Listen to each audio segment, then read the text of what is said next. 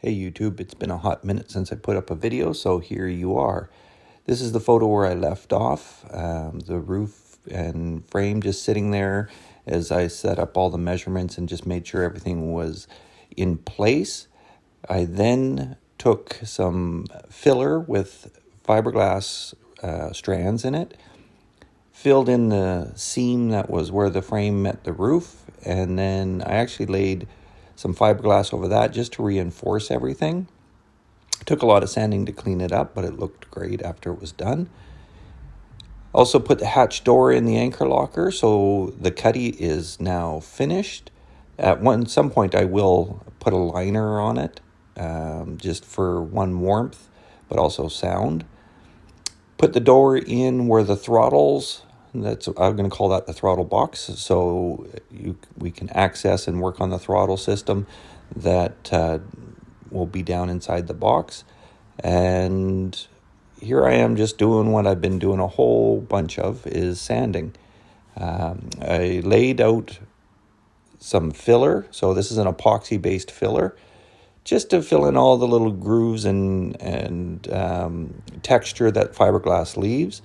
So I put fairing down and sanded it, and more fairing down and more sanding. So I know you guys don't want to see that, but I gave you a little glimpse of what my life has been. Anyways, here's the roof. I took it off the boat after I had done that, because with it all secure, I wasn't worried about things moving now that it's all fiberglass together. And I had some grinding to do and some more filler work to do just to clean things up. I'm going to have a close-up here in a second. This is where my downrigger mounts are going to go. So I did an epoxy resin with a whole lot of fiberglass fiber in it and poured them in.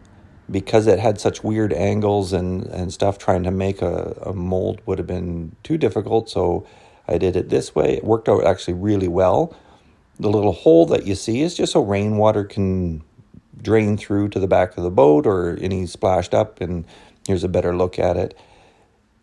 So now nothing's going to get stuck there. It can run out the back of the boat.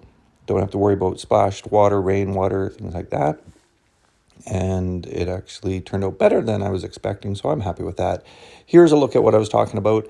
I had to grind off this fiberglass that had come through.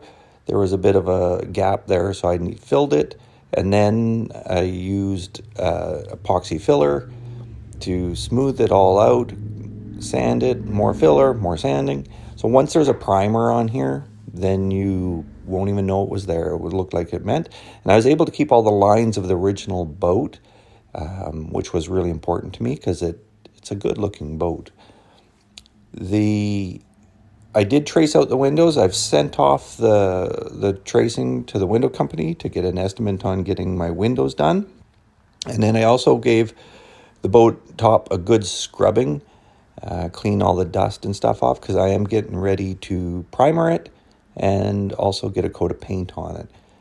And you can see I also faired all the front of the windows. That green is the mixed epoxy compound for fairing compound. And inside you see it's now white in there. So I primered it and then put a coat of white paint in there. Not that you're going to see it. It was more because I'm going to line it with carpet and a headliner, so I wanted it to be something that was clean and the glue would stick to. These are bases that I created out of fiberglass that will go along the base of the front windows. The whole top will be bolted to the boat, so I needed brackets to do that, so I created them out of fiberglass. That's where I'm leaving it off. Thank you very much.